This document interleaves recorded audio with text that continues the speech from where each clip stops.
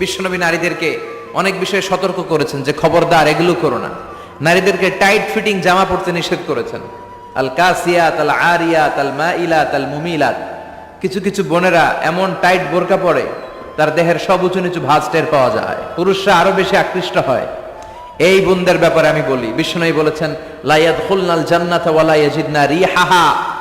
তারা জান্নাতে তো ঢুকবেই না, জান্নাতের ঘ্রাণও এদের নাকে লাগবে না। এখান থেকে জান্নাতে পৌঁছতে আরো 500 বছরের রাস্তা, এত দূরে থাকতেই জান্নাতের ঘ্রাণ আপনার নাকে এসে ধাক্কা দিবে।